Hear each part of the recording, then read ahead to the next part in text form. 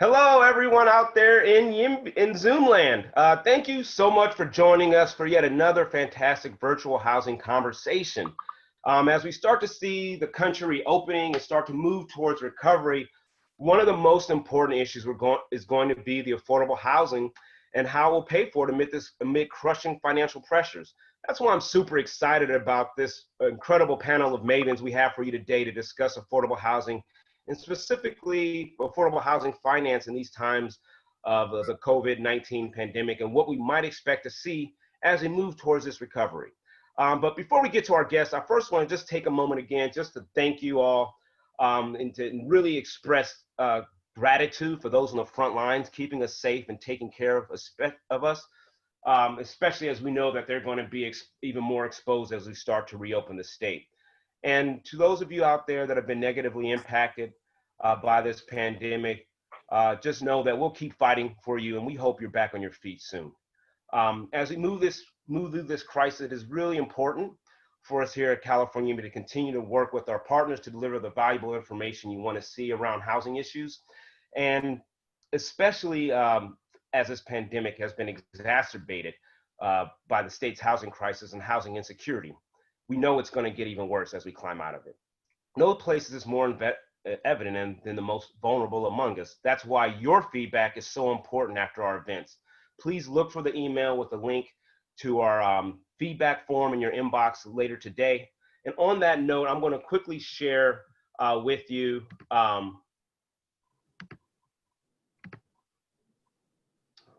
my screen, and just so you can looks like I'm having trouble. That's right, we'll figure that out, and we'll get that shared at the end. But just for reference, definitely want to take a look at our Action Hub, cayimby.org Action Hub for ways to get involved, because nothing can happen without your involvement. You can find this event and all our future events on cayimby.org/events, where we have recordings of our previous events. We've had some amazing discussions, so you don't have to miss a thing. But also you can see what we have coming down the pipe. Lastly, you can definitely stay informed for a little in-depth knowledge on housing policy and news. You can go to cayimby.org/homework and get your homework in. Also, you can find us on Twitter at @cayimby and on Instagram at @cayimby as well. On that note, I will move forward and want to make sure that we kick it over to Roderick Hall, who's representing our co-host for the day, AHLA. Thank you, Constantine, and thank you to all the panelists for agreeing to be here today. And thank you to all of the participants who are here to learn more about a really valuable topic. And one of my favorite topics as it relates to housing. I love talking about finance and money. So I'm really excited to be here today. As Constantine mentioned, my name is Rod Hall, and I'm the organizing director for Abundant Housing LA. For those of you who aren't aware, we are an education and advocacy group focused on pro-housing solutions within the LA region and wanting a LA where we can have lower rents and a more sustainable and prosperous city and county and just region overall. If you'd like to learn more, get involved, I'm going to just drop the link in the chat for folks, and it should be, I'm assuming it's going to be, everyone can see it. And I'll turn it back over to Constantine to introduce our panelists. Thank you. All right. So our first panelist, Tia Boatman Patterson has been executive director of the California Housing Finance Agency since 2014. Under her direction, HFA has increased its single-family lending from essentially zero to $3.5 billion last year, and closed multifamily loans worth more than $1.7 billion, getting a lot of folks in houses. Additionally, she has served on the board of directors for the National Council of State Housing Agencies since September 2015 and was elected chair of the board in October 2018. She's also a member of the National Housing Council's National Advisory Board and Freddie Mac Housing for Tomorrow Council, both since 2019, and has served with the BBVA Compass Bank Community Advisory Board since 2015. Before her appointment as executive director, Ms. Boatman Patterson served on the Cal HFA board and was general counsel for the Sacramento Housing and Redevelopment Agency. She previously served as a special assistant to the Speaker of the California State Assembly, providing policy expertise and advice to committees on housing and community development and jobs and economic development. Tia, thank you so much for joining us. Thank you so much for having me here. It's good to see you all, and I'm looking forward to participating in the conversation. Oh, fantastic. Thank you. Our next great panelist, Senator Lena Gonzalez, was elected to the state Senate to represent the 33rd District in June of 2019. Growing up in a working class family where her father was a truck driver and her mother worked in aerospace, Senator Gonzalez learned the value of hard work and dedication. Prior to being elected to the Senate, she served on the Long Beach City Council from 2014 to 2019. On the council, Gonzalez tackled environmental issues, protected local businesses, ensured the city of Long Beach took steps to combat and address homelessness. Gonzalez also worked in the private sector for Microsoft, leading civic engagement investments for the Los Angeles region. Her focus was expanding diversity and inclusion in the tech sector by providing grants to nonprofit organizations and digital skills programs for underserved communities. In the Senate, Gonzalez prioritizes creating economic opportunity for all families and children in SD 33. She wants to create jobs, promote quality education, address the crisis in affordable housing and homelessness, protect our environment, and attract innovation to SD 33. She sits on the Senate Health Committee, the Senate Judiciary Committee, the Senate Transportation Committee, and the Joint Legislative Audit Committees. She is chair of the Senate Select Committee on Ports and Goods Movement and chair of the Special Committee on Pandemic Emergency Response. Clearly, she's busy. We really thank her for taking the time to be here today. She also lives in Long Beach with her husband, Adam, and their 3 sons. Graduated with her BA in Political Science from Cal State University, Long Beach, and an MBA from Loyola Marymount University. Thank you so much, Senator, for being here. Happy to be here. Thanks to California YIMBY and to the fellow panelists. I appreciate it. Look forward to the discussion as well. Thanks again. Thank you. All right, and our final panelist also was a former state senator. Ms. Vanessa Delgado is the founder and president of Azure Development. Azure creates, designs, and builds exceptional housing communities and commercial projects throughout the Southwest. Vanessa pursued her passion for public service and ran for office in 2015. She was elected to the City Council of the City of Montebello in November of 2015 and served as the mayor in 2017. In 2018, she was elected to serve as state senator for District 32 and completed her short term. After her retirement, Senator Vanessa Delgado was appointed to the AQMD governing board in May 2019. Born and raised in Los Angeles, she's a daughter of Mexican immigrants. She received her education at Stanford University and then completed a Master of Public Administration at USC. Thank you, Senator. Appreciate you being here as well. Thank you. I'm excited to be here and for the discussion today. Oh, fantastic, fantastic. Well, I think let's go ahead and jump right in. I know folks are eager and excited to hear from you. I want to pass this over to Rod to go ahead and start our first round of questions. Perfect, thank you. So the first question is for Ms. Tia Boatman-Patterson, and the question is, how is COVID-19 impacting housing finance, and what effects do you see arising in the near future? So as all of you are probably aware, we already were having a housing crisis here in the state of California and nationally. So what we see by the COVID is just a compounding of that housing crisis. We are seeing impacts to our tax credit and equity market, in which we're seeing fluctuating and price fluctuating, and we're also seeing a whole total disruption in that market with the price being reduced in our tax credit equity market. We're also seeing some of our construction lenders getting a little skittish about whether or not they're going to continue to commit, and folks who haven't come in with a letter of interest are having difficulty making sure that their projects are going to get financed. And so we do see the market disruptions of the COVID-19, and I think that's one of the biggest impacts that we're seeing at this particular point. It's just taking a crisis that we already had and compounding it. Perfect, thank you. The next question is for Senator Gonzalez. How is the California Senate adjusting its practices to continue the critical legislative work Californians need? And then what is your take on the prospects for housing legislation in this year, particularly your housing bills?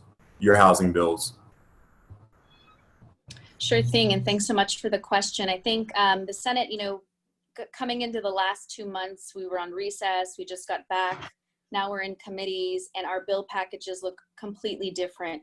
On the Senate side, I can tell you, we've completely revamped and condensed I had 10 bills at the beginning of the year and then condensed them down to 3 bills, all COVID related, but still understanding that there were crises happening, like the housing crisis. So this was, in fact, a priority of ours through the recess and even till now, which got us to, on the Senate side at least, got us to create a package of bills in which were just rolled out about a day or two ago, and that still need a lot more work, but that were rolled out because we knew that we had to do something, and so the need is more present.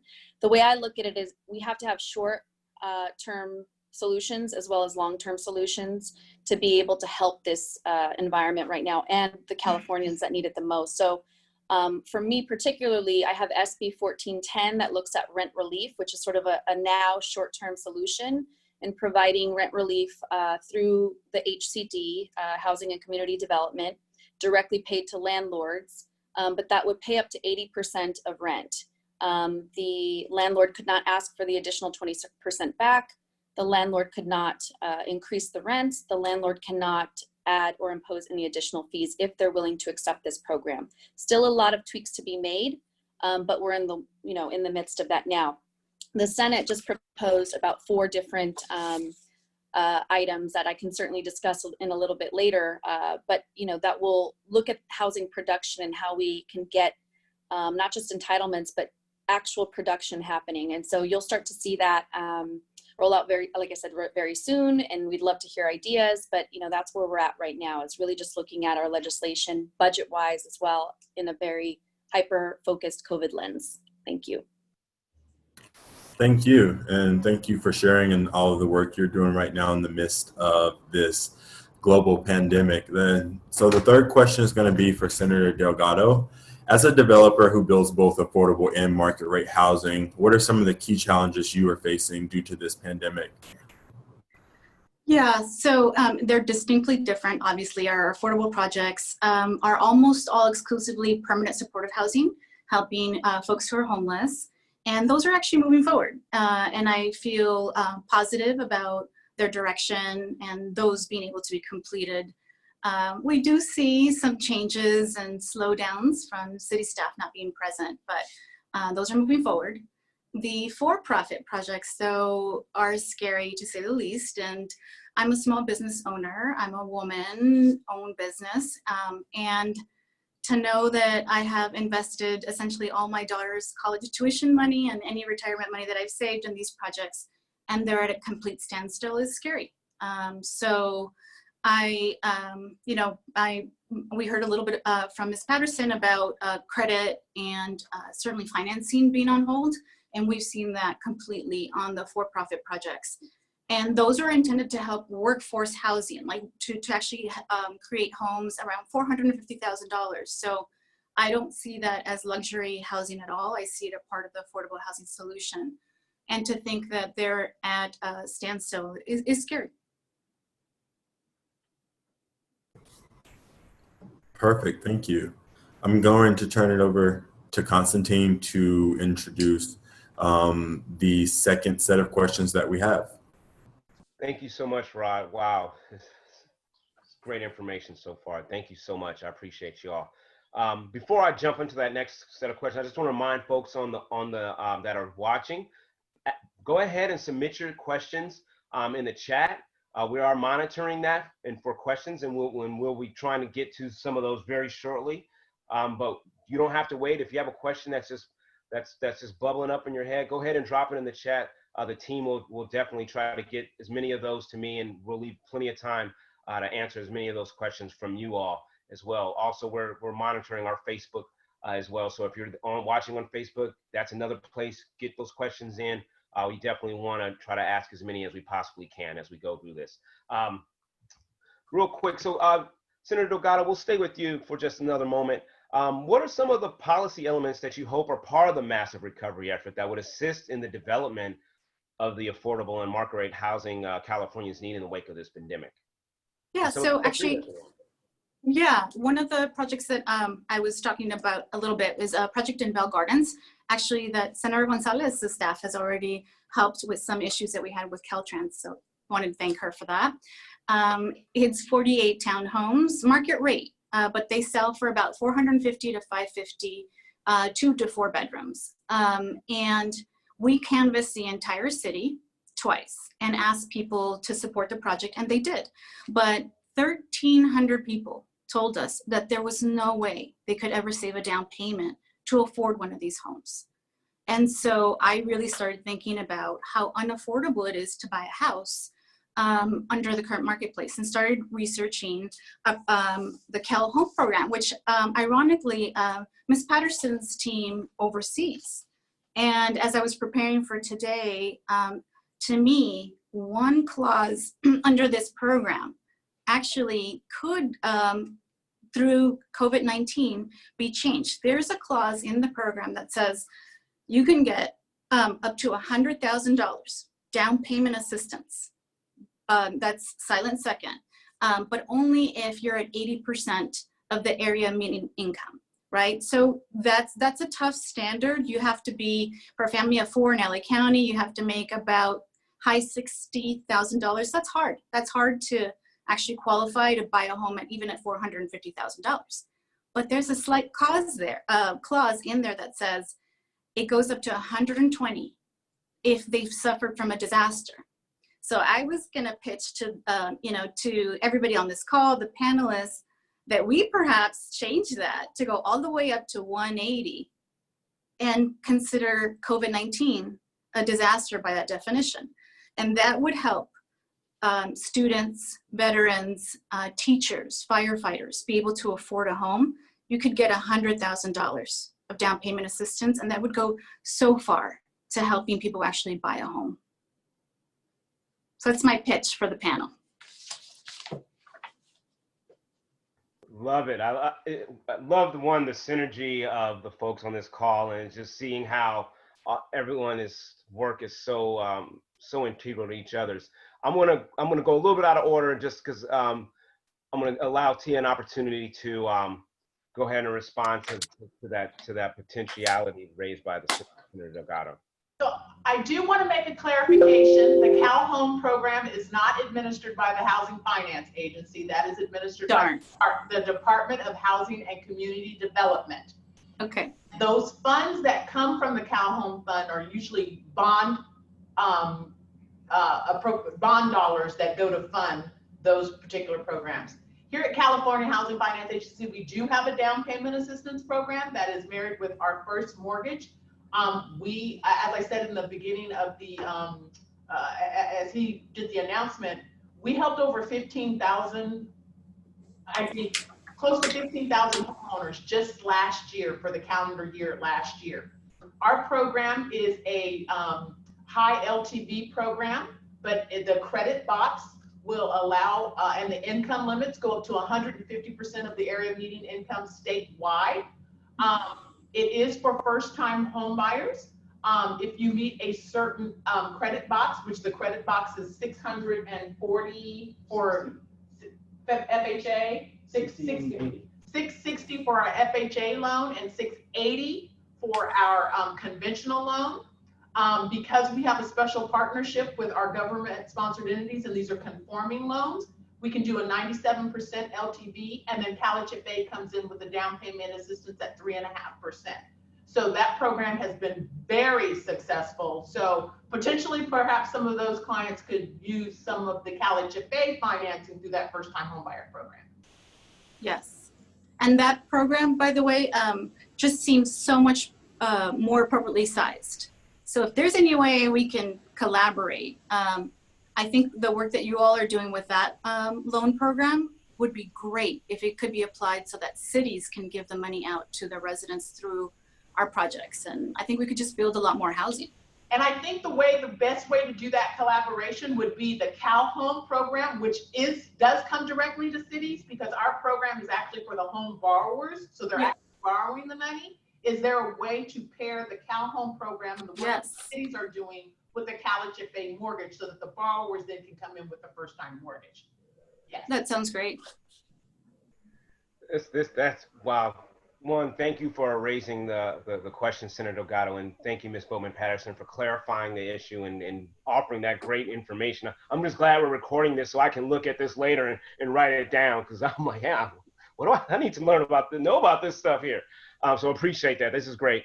I'm going to come back to you, Senator Gonzalez, and one, if you wanted to add to those remarks first, and then if I have another question for you, if you don't need to. I don't necessarily need to. These are the experts here. You know, we're unfortunately in the state, we're hitting, you know, we're looking at a $54 billion deficit right now. So we don't really have a lot of bandwidth, unfortunately, but we have to lean on experts like Ms. Patterson and Senator Delgado to be able to really creatively come up with plans, and especially in this COVID crisis, we have to do everything completely creatively. So I'm looking forward to just getting nuggets of information from them and really bringing it back as we, you know, look forward to our state budget and ongoing discussions about producing affordable housing. So thank you for that. And I think that's a great place to stay as for your next question, Senator Gonzalez. As the state's looking at these massive deficits through 2024, how can we come up with some of those funds that we need for affordable housing during the crushing budget crisis? And what are some of our other options, do you think? Yeah, I mean, the state right now, again, we had ideas and thoughts and legislation, sort of like a redevelopment 2.0 was looked at. I know Senator Bell had legislation relative to kind of a reemergence of this redevelopment fund. We are looking also at sort of other low-hanging fruit, if you will, but kind of looking at our existing, you know, landlord-tenant issues. Again, kind of the short term. The Senate has a proposal for $25 billion in tax revenue savings from landlords being able to sell their tax credits. So it's, again, still a lot of issues and just, you know, points of discussion that we need to create, but there's a lot on the table right now, but we have to kind of work within, you know, our framework as a state right now, because we obviously, again, don't have a lot of bandwidth. But right now we've got policy proposals in the works on the Senate side, just really looking at affordable elements. Again, how do we produce, how do we get rent relief, short and long-term plans, and then we are, again, looking at our experts for the sort of figuring out the financing mechanisms, both on the nonprofit and private side.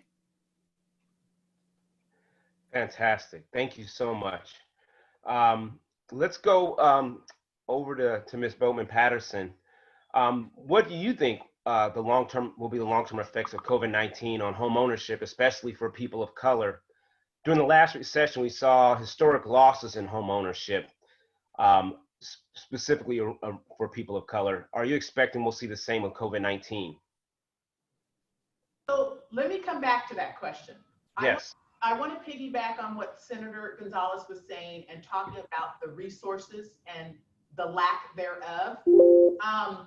I don't foresee any new resources being on the table with a $54 billion deficit. I have to just be very frank and honest. And so when we look at what the backbone is for affordable housing finance, it's either the federal tax credit or the state tax credit. That's how we have in almost 99% of all affordable housing finance, that is the backbone. For several years, we have been trying on a bipartisan fashion to create what we call a minimum rate for the 4% tax credit. The 4% tax credit is what's married with tax exempt bonds, which finances a lot of our affordable housing. We've never been able to accomplish that. We've come very close, but that's one of the things that we could do to at least establish that minimum rate so that we know that we're going to get a guarantee on that 4% tax credit. When I said earlier on, what we're seeing is a disruption in the tax credit and the equity market. That's both on the federal credit side and the state tax credit side. And it's become a perfect storm. What we have is the CRA, which is the Community Reinvestment Act, which is the federal law that kind of dictates how banks are to spend their money in relation to red line. And so they were supposed to spend their money in various fashions. That CRA gives certain banks credits when they invest in certain communities and when they invest in certain ways. So one of the largest investors in state and federal and state tax credits have been banks to meet their CRA credits. Well, just yesterday, the Office of Comptroller of Currency issued final rules, which are now disrupting those markets on the federal side. Then we have the governor who came in with a May revise, where he has some tax proposals. And then we have the Senate coming in with additional tax proposals, which are now creating disruption and price dropping within the state tax credit markets. And so when we're thinking about these things, and sometimes government, we often work in silos, so we don't often know how all of these things are impacting one another. So I wanted us to be all very cautious about taking a step back so that we can see how all of these things are playing together. So the first thing we need to do is do no harm. So if the things that we're doing trying to fix the problem are all inadvertently making the problem worse, we really should be pressing pause and taking a look at the whole complete picture. And perhaps our entire affordable housing finance system needs to be re-looked at and revamped. Because in the state of California, if you use every dime of your bond volume, every single tax credit, you can never get more than 25,000 units a year, period. Because that's the way we've structured our financing system. So it was broken to begin with. So perhaps the COVID crisis is now creating us an opportunity to look at our affordable housing finance system with existing resources so that we can be more creative and innovative with those resources. So I just want to clap for you right now. That was excellent. That was amazing. Ditto on that. I know That was fantastic. We're clapping for you. We're clapping. So if you still want me to ask the home ownership question, I could give you that too, but I really had to just go there because I don't think that we realize it. And just within the last 24 hours, I had one tax credit syndicator who has $1 billion invested in the state of California. He said over the last 8 years, he has invested his company, because they're an investment tax credit syndicator, and probably 20% of that is housing tax credits. But he has about 8 billion.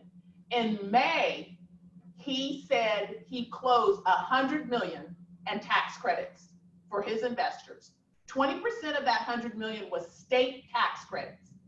He said to me point blank, if the proposals that we are seeing that have been in the Senate and the governor and the assembly, if those proposals related to tax credits go through, he will not be investing one more dime in the state of California.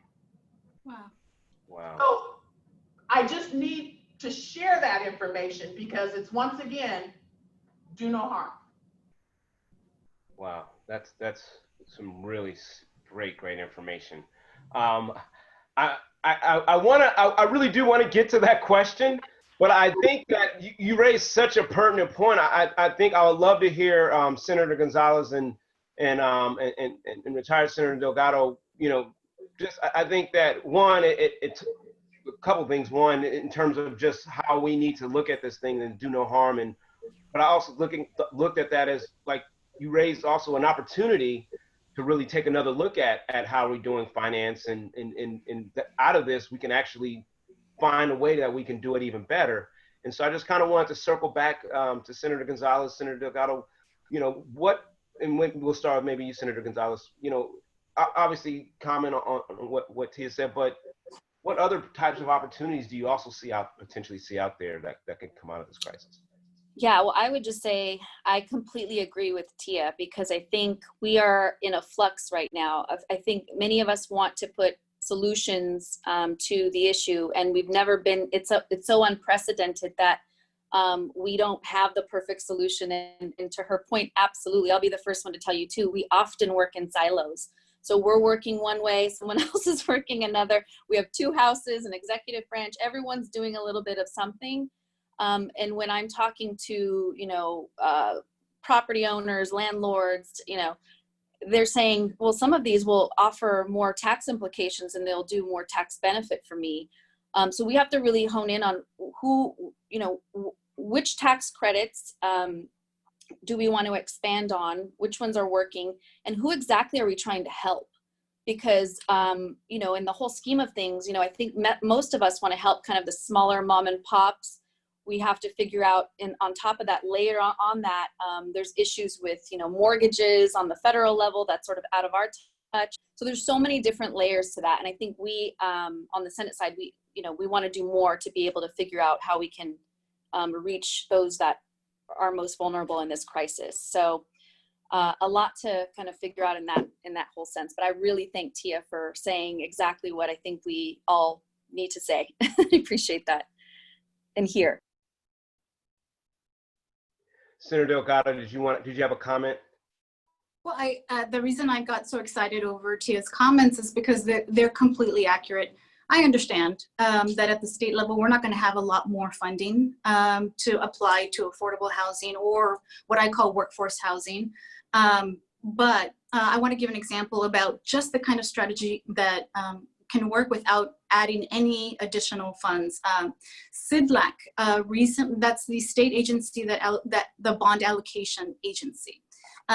They probably last month took a look at how they award these tax credits. And we had an affordable housing project in Reseda, California, that was for homeless families, 26 homeless families. And we missed the points by a smidgen. It was like 2 points. And because of that, the way the funding cycle worked, we couldn't go back for many months. And we have permits, we're ready to go.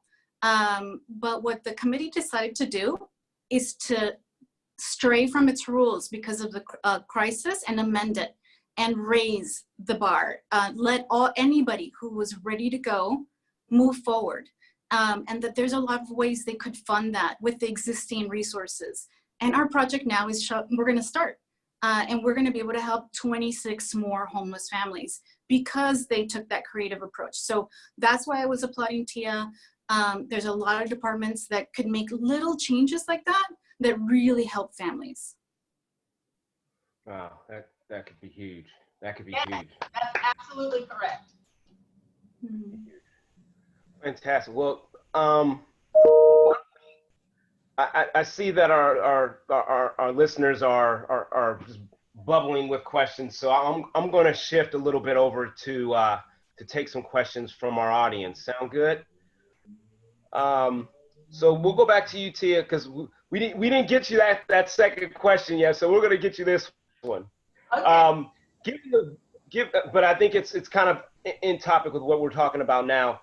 Given the vulnerability of the tax credit market, what can the state and federal governments do to make our affordable housing financing more resilient in down cycles? Should direct investment apart from LIHTC be on the table? This is from Derek Sagehorn from East Bay for Everyone.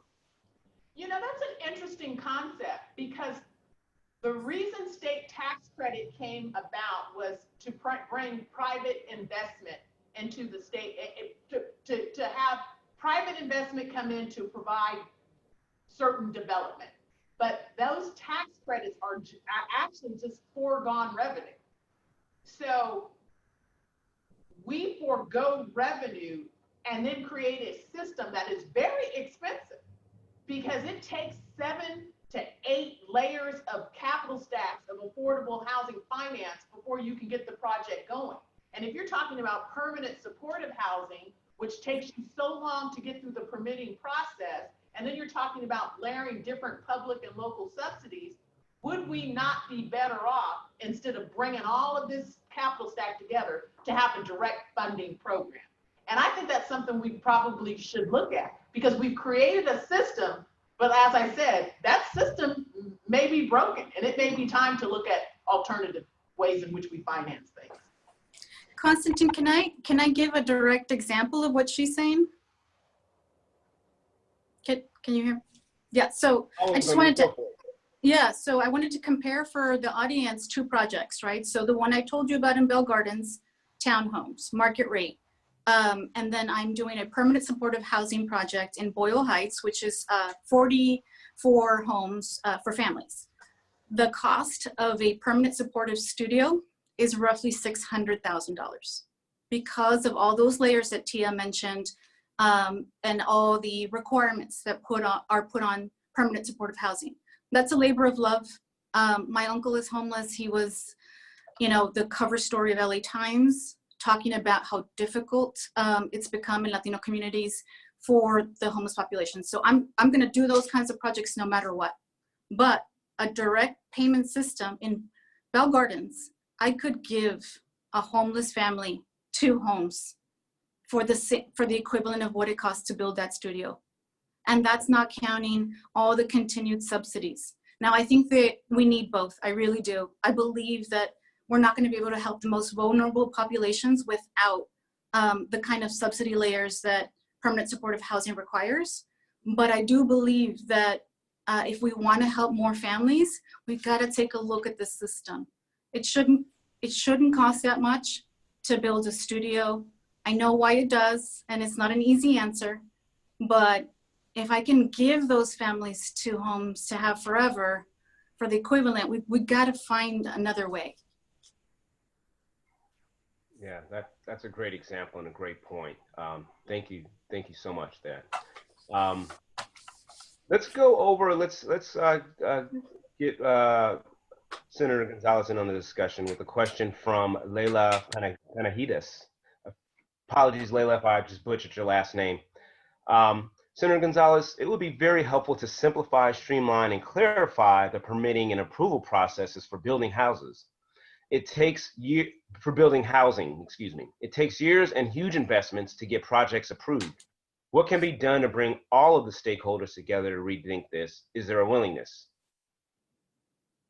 Absolutely. The short answer is yes, there is absolutely a willingness. I participated in a 7-member working group in the Senate through recess to be able to come up with a plan and a housing package, which I know still needs some work and input. But one of which we looked at a multitude of things, and many of us were either yes on SB 50 or no on SB 50, and we were from, of course, various parts of the state, and we came together and really put our heads together to really stretch ourselves and formulate a plan that we felt would be good for Californians, especially during this crisis. So one of which is just one example, because there's 4 things that had come out just recently. One example is CEQA relief, if you will, similar to AB 900. So the sports arenas, the ballpark sort of scenario where you're streamlining the CEQA process, but we want to really apply that for housing and affordable housing, and making it specific to certain areas like LA, where we know we're probably doing a little bit better on very low affordable housing and market rate, but we really need to fill in that gap for middle income earners and low and affordable. So we've got, that is definitely one idea on our plate right now that we would really like to push through and ensure that we work with all stakeholders, developers, affordable housing advocates, and we had done that to really ensure that we get this right. But that's one policy on the table right now in terms of streamlining the process altogether.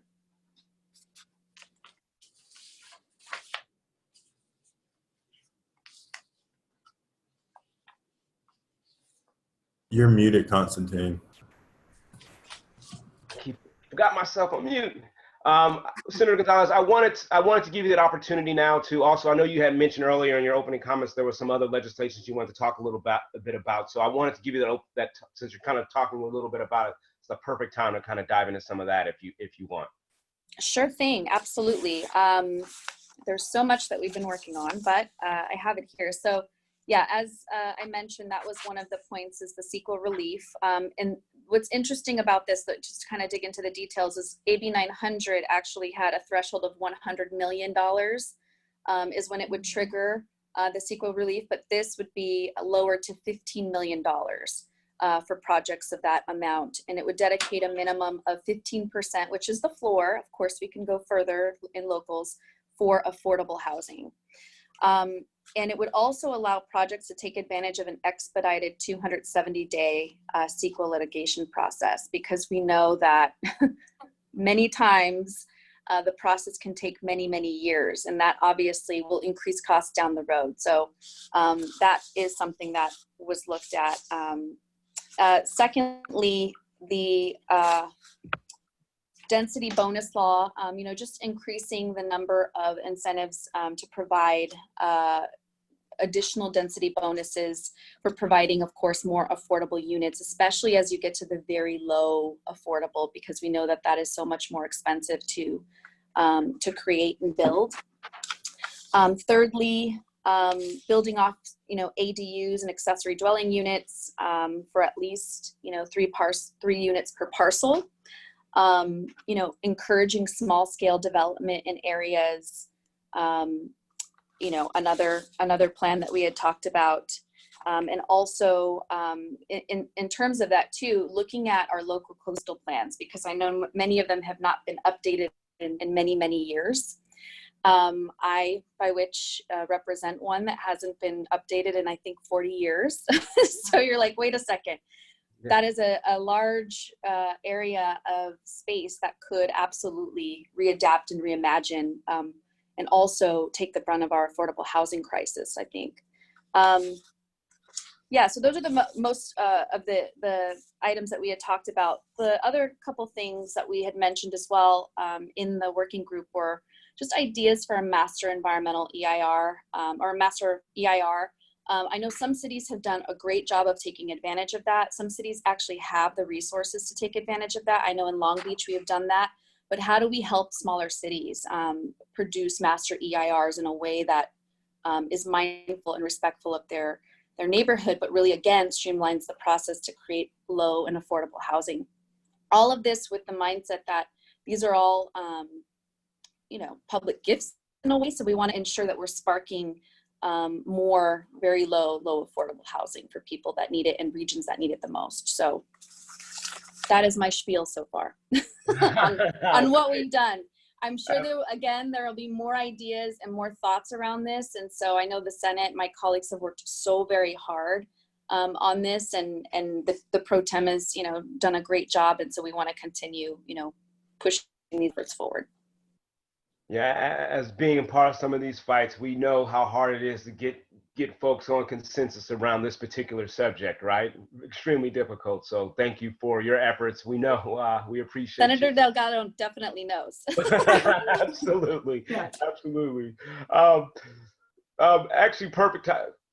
Let's pivot over to you, Senator Delgado. What's the outlook for the states for the sale of municipal bonds to fund affordable housing over the next year? That's Robin Hammond. Sorry. Oh, okay. I think that question is perfect for Tia because she's right in the middle of all that. But I do want to say that the projects that right now we're seeking tax credits for, we don't see a reduction in the ability to raise funds through tax credits in the deals that we have in the pipeline, maybe because they're in LA, but we don't see an impact to the affordable projects with tax credits right now. I am very, very worried about new market tax credits, and that's for the retail that we have on the ground floor of our affordable projects. That's a federal tax credit, but that we're just waiting to see what happens with that. But I think Tia could probably answer that question a lot more intelligently than I could. So I want to float it onto her. Perfect. Yeah, right. If you don't mind. So what is interesting is that in the CARES Act that came about, there was it 500 billion? There was 500 billion that was basically provided to U.S. Treasury and the Federal Reserve to prop up the municipal bond market. But I don't know that I've seen any of those resources go out. And if there was a way for California and local government to come up with a comprehensive strategy on here's what we're going to borrow and then this is what it's going to pay for, I think there's some alignment that could be had there. Also alignment with funding that has come in from the federal CARES Act. And a lot of that money went directly to locals. And if we have the ability to take our existing resources and align those resources, it goes back to what Senator Delgado, what Vanessa was saying, that we don't oftentimes align our policies and our programs. And so CIDLAC and CalHFA and TCAC work very closely for a mixed income program.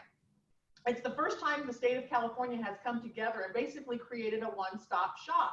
And I know Senator Gonzalez was talking about that moderate income piece. And it took us almost 3 years. We started in 2017 putting these pieces together. But Cali Chife coming in with taking in an application that was a joint application with TCAC and CIDLAC, where we were packaging the lending, the subordinate debt, and the tax credits all together. We have seen, and our first mixed income program application went out in February of 2019. We have already seen those applications to the start of construction on many of those, but at least 4 of those projects. 4 of those projects from application to construction was less than 8 months. Wow. That's unheard of in the affordable housing world. It's completely unheard of. And we were able to do that by taking policies and procedures and aligning them. Not only that, these particular projects are coming at $100,000 on average per unit in development costs, cheaper than other affordable housing. And some of that is completely aligned with having processes and procedures that didn't cost us any more money. It was just about, it was a lot of work. Believe you me, it was a lot of work, because it is difficult when you have 4 different agencies and you're trying to align your policies and procedures across 4 different agencies. But we rolled up our sleeves and we did it. And now we're seeing the fruits of those efforts. But these particular developments that we're serving, the average income of the development is 60% of the area median income, but we're serving a broad range of incomes from 30% all the way to 120% in multifamily developments. And we're not having to take as much public subsidy, and they don't require rental subsidies. And they're penciling out with a debt service coverage ratio, which means these are financially feasible projects. And so I say all of this about, it is hard work. This is not going to be easy, but perhaps this COVID situation is presenting us with an opportunity to take whatever money is cheap right now. You can borrow really cheaply.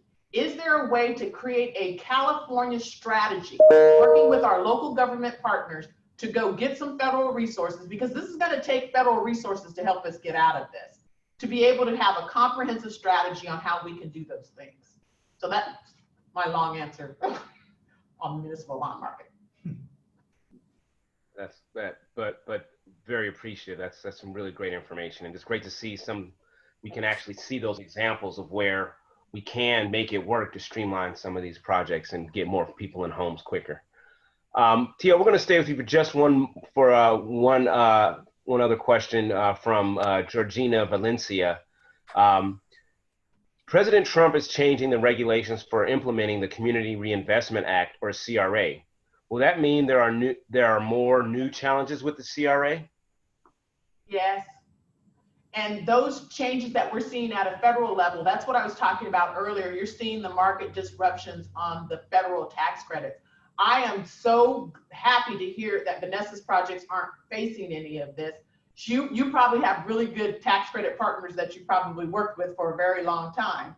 And so you're seeing your more experienced developers who have good relationships with their investors. They're a little more stable. But yes, all of this could change with a new administration or a new Congress. But a lot of that disruption that we're seeing in the market is because of some of the changes that are being made with the Trump administration.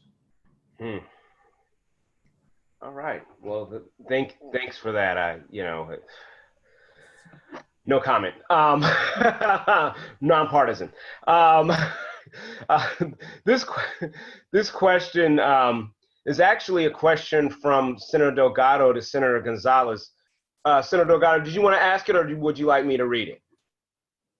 I didn't ask it. Maybe somebody was using my link or something. Got it. Okay, here's the question, and I think it's a good one.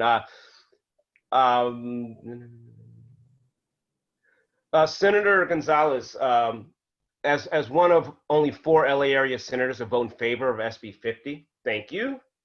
How should we, as constituents in favor of denser housing in LA, engage with our local Senate leadership who voted against SB 50 in a way that ensures our voices are heard? That is a great question. And I will tell you,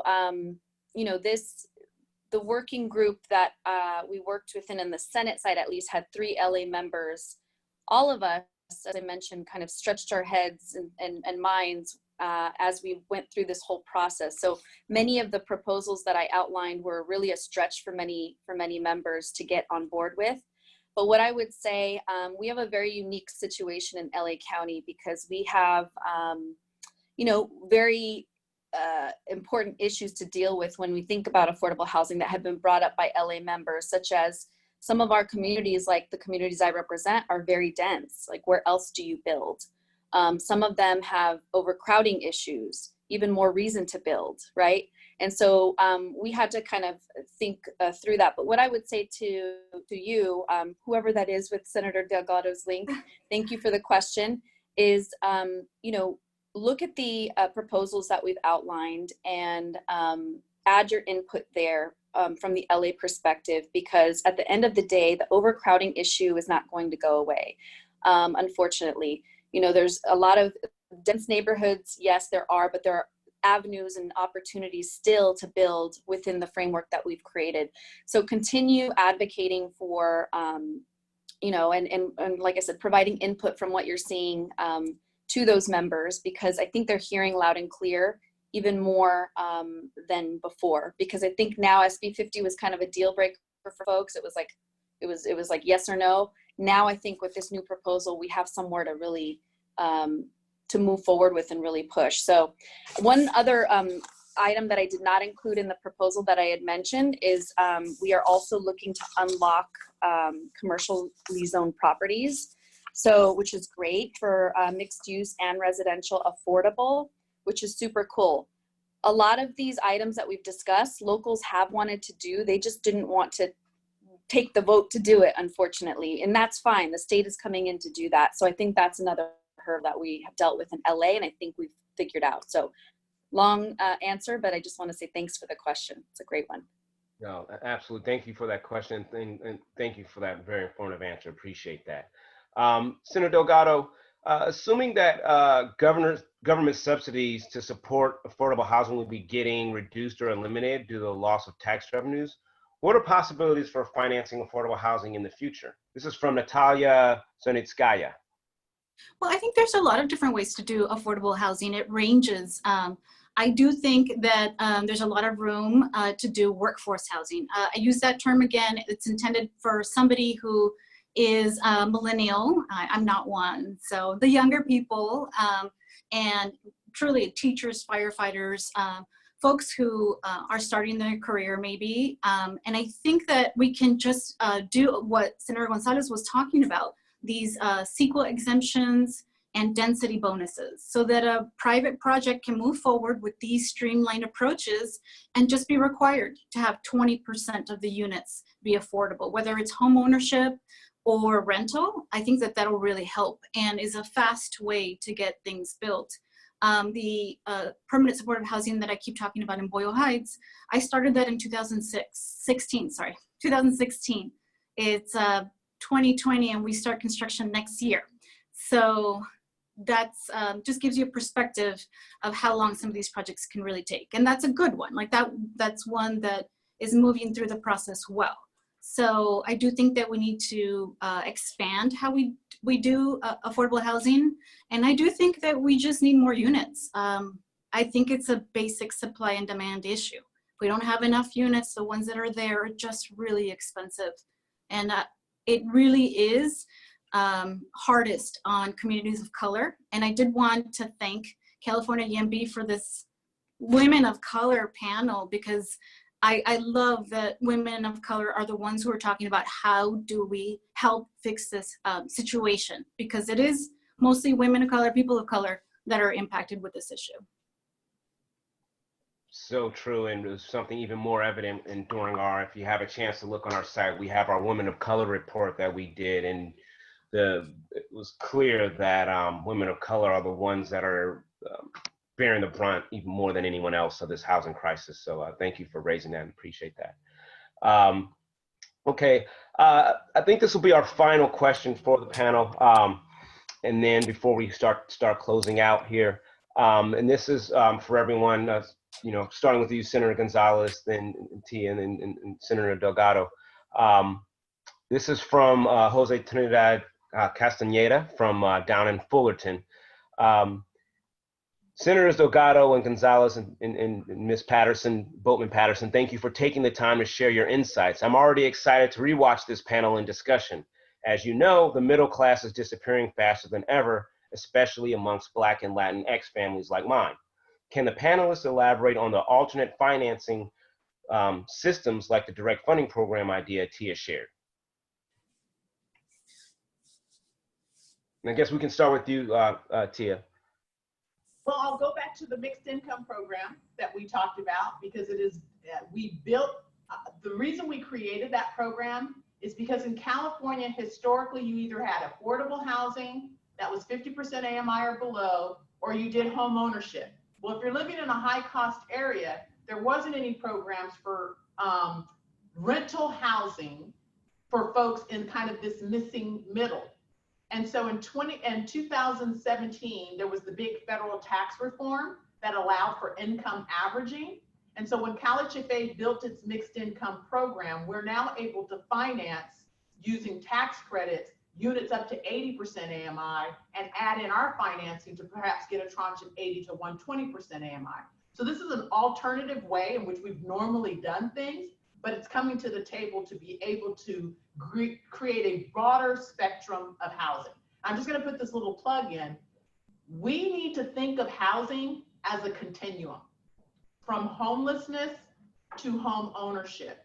And often, just like government in its silos, we want to advocate or just finance one thing.